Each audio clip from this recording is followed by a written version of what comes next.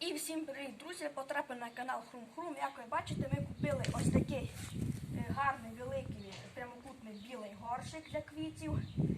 Знизу насипали пару сантиметрів дренажа, таких маленьких камнів, а зверху насипали трішки універсального ґрунту. От можете побачити, як він виглядить. Зараз будемо сіяти ось таку петунію. Її не треба підсипати з землі, вона сама може прорости. Відкриваємо.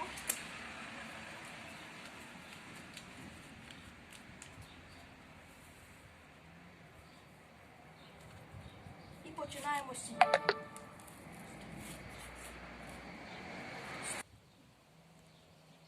А зараз необхідно зволожити після того, як ви посіяли насіння не треба закопувати.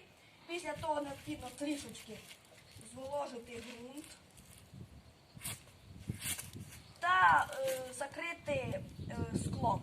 Ну а це кінець відео. Підписуйтесь на канал, ставте лайк та натисніть на колокольчик.